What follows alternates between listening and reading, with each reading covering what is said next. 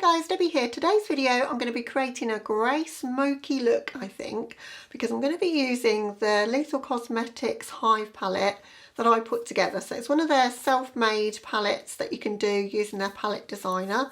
They have a range of single shadows, blushes, highlights, bronzers, and you can put together whatever combination that you want.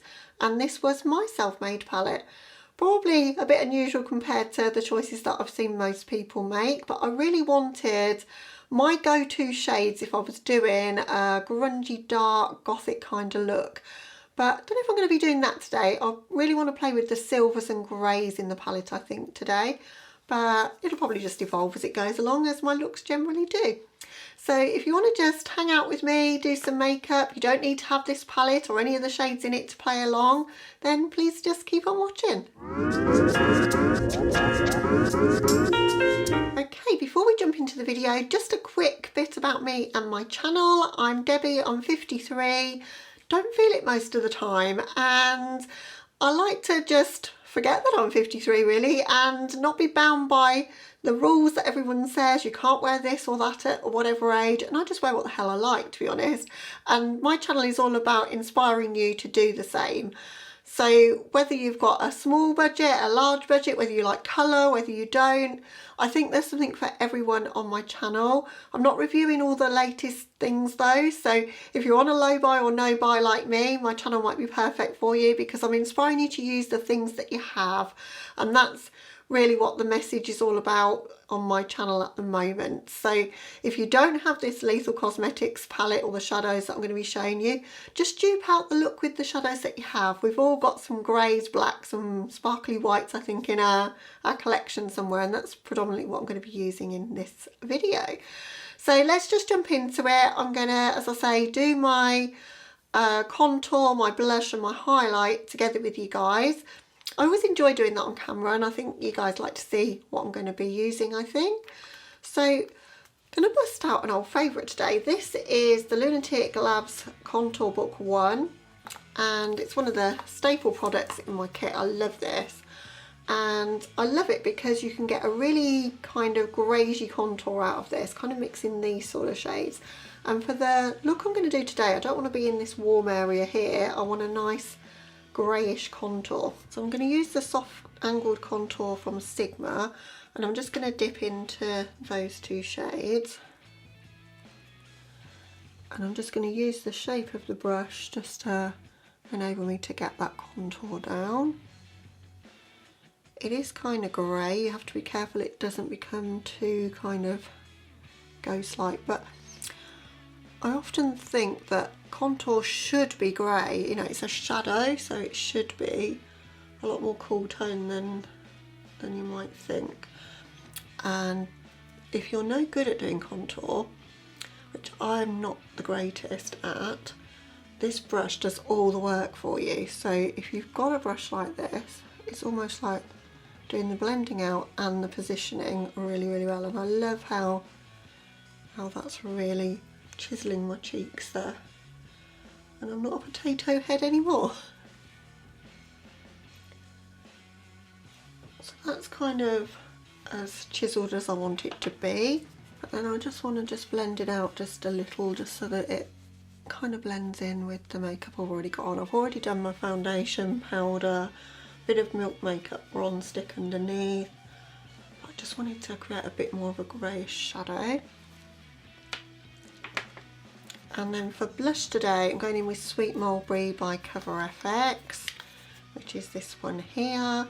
And this is a pretty pigmented blush, you have to be careful with this one, but I am going to go in with this shade.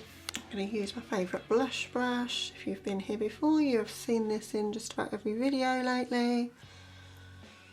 But yeah, this is pretty strong in pigment, and particularly if you're the kind of colouring that I am. I love it. I think it's really, really pretty. So we're really contoured now.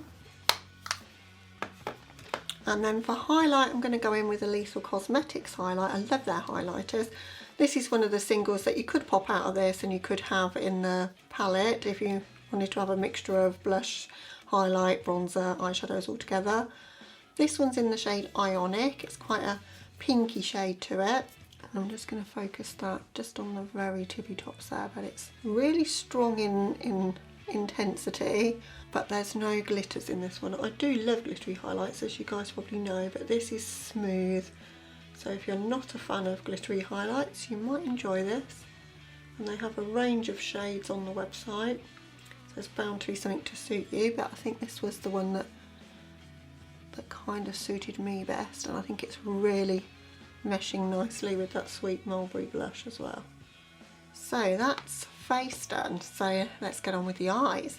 I'm going to go in with MAC's Soft Ochre Paint Pot as a base, just really to block out my redness and veins and just give me a nice canvas for the shadows.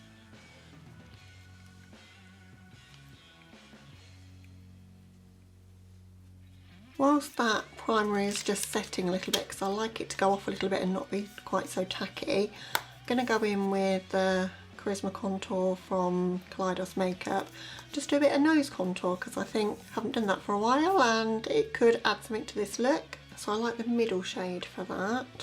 Nothing crazy, but just a creation of a little bit of shadow. Okay, so on with the eyes then. I'm excited to play with this today. I think what I want to do first of all is just get a bit of a general kind of shadow in the crease, but just a bit higher than my natural crease. I'm going to do a cut crease with concealer today. Not done that for a long time, so I think I'm going to start with this shade here, which is the shade Numb. I'll make sure all the shades are listed left to right in the description box in case you're interested in any of the shades that I'm using here, but this is Numb and it's a matte, and I don't want very much of it at all really. I just want to start creating a little bit of shadow in the crease. Probably going to be doing a half cut crease, and I want to keep the front part as open as I can so that I can create quite a bit of illusion of eye space. So just using this shadow really to sketch out where the cut's going to be. I'm using a natural hairbrush to help me blend, just winging it out just slightly on the edges. I'm just going to take my time to build that shade up and get the intensity that I want. I'm making sure to keep it above my crease. I've got quite a lot of space though from my eyelids to my brow, so that's why I do that.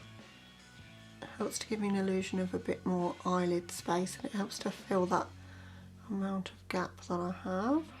I was thinking, what shade of eyeshadow have I not done on my channel recently? And I've done green, I've done red, I think I've done a purple look fairly recently, and I thought, do you know what, I've not done a grey look in the longest time. I don't know if a lot of people like grey eyeshadow, but I really love a cool tone look. Grey is a lot softer than black, although I am going to be using some black for some drama in this look, but I really enjoy a grey shadow. So this is just going to take a bit of time. It's just, I didn't want to go in heavy pigment straight off the bat because I wanted to make it as blended as I can. So just basically shading that area above my eyelid slightly higher than my crease. I'm bringing it forward towards my nose but keeping it open on this front portion here. Now I haven't got a lighter shade in my palette, and I don't really use like a blending out shade very often. What I'm going to do is just to bring it up into my brow arch there, is just start using circular motions to bring it up and also help with the blend. So I've used hardly any product really. Now we're going to go in with the black, which is called Transmutation, and a bit more of a smaller brush. This one's the Jaclyn Hill JH40, yeah 40. And I'm going to start creating a bit of intensity where I want to cut. Black's always a bit scary, you don't want to go in too heavy and have a rain of black fall out all down your face. So again, I'm building this up slowly. So I'm basically going just a little bit lower than where I've put that shade that we started with, that Numb shade. Now I want to bring a bit of maroon into the proceedings, and I'm going to put that here in this outer corner and kind of linking up with that black. So this is the shade Unity, and again it's a matte.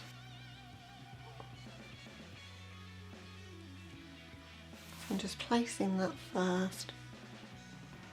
I really want to try and get the pigment strong in this. And meet it up with the crease work that we've already done there. And already that's changed the look a lot. Doing it kind of on a diagonal shape, hope you can see.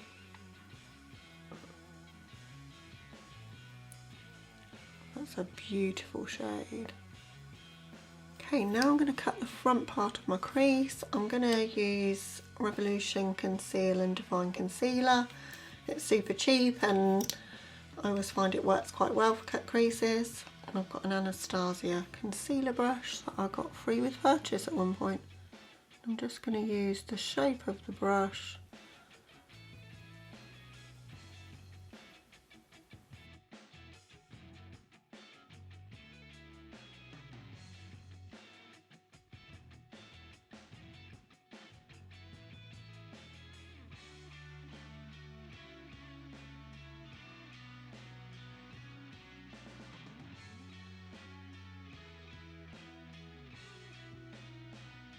So that's that side cut. Just going to quickly whiz through the other eye. Just going back in with that Unity shade and just making sure that I've blended over the edges of where I've put down that concealer.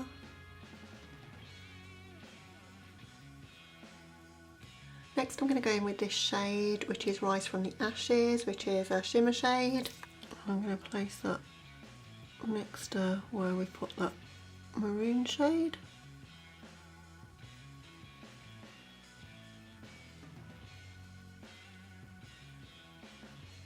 And then I'm going to go into the shade next to it, Stargaze, which is like a black base, but it's got a bit of bluey purple to it. So I'll just flip the same brush over and I'm just going to be using that shade next to there.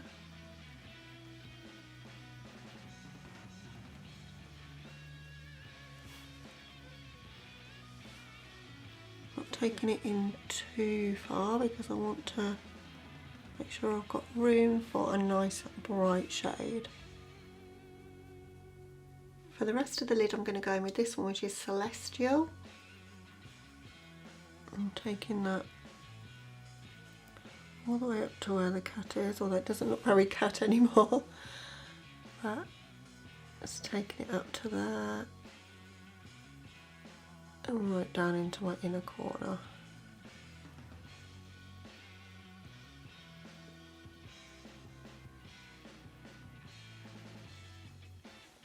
I'm going to use Grey Core by Hallberg in my waterline and on my lower lash line.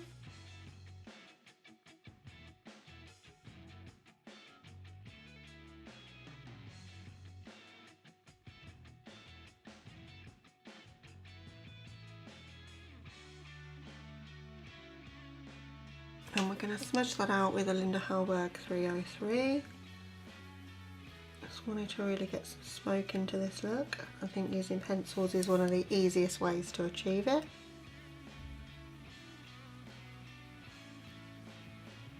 And I'm making sure to connect that pencil up with the maroony shade we've got in the outer corner. I want to bring that Unity shade down a little bit onto the lower lash line. This is turning into more of a maroon than a grey look, but I just wanted to do that. So I'm just bringing that down here, just in the outer third. I'm using a pencil brush, try and keep it a little bit under control. So now I just want to add a little bit of interest on this front portion of the lower lash line. So we're going to use Rocket Fuel to do that. I think I'm going to spray that, try and get it a bit more metallic. That's it, that's what we're looking for. Just that flash of silver on the lower lash line.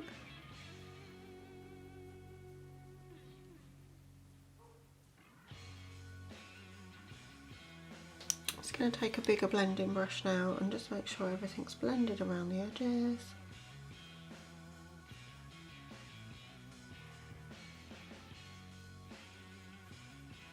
Okay, so that's the look to this point. Just going to come off camera for the finishing touches. Be back with you to show you the finished look. Okay guys, so here's the finished look. Decided to do something experimental with the inner corner. I wanted to kind of bring it sort of like almost like a crow's foot kind of shape. I don't know, like really extending that inner corner and bringing it right down into like almost a claw, as I say. So don't know if it worked, but I think it looks ultra dramatic. So it's not as clean as I would have liked to have got it. I've got too many wrinkles there to really make it work. I wanted it to, but I did my best. And then I've shaded it in just a little bit with the Unity shade, the maroony shade, just underneath, just to give it a bit of dimension. But I do love the overall shape that it's given to my eyes. I just need to practice more at that one. But that's the whole point in like getting experimental in these videos, is some things work well, some things I'm going to need a little bit more practice in. I'm not a makeup artist. But I finished off the look with a classic horror lipstick from LA Splash. This is Werewolf. I love a grey lipstick and it was a chance to bust one out. I wanted to keep things as monochromatically grey as possible. I know I've got a little bit of maroon going on there, but I quite like that. I think it's bringing a different dimension to the look.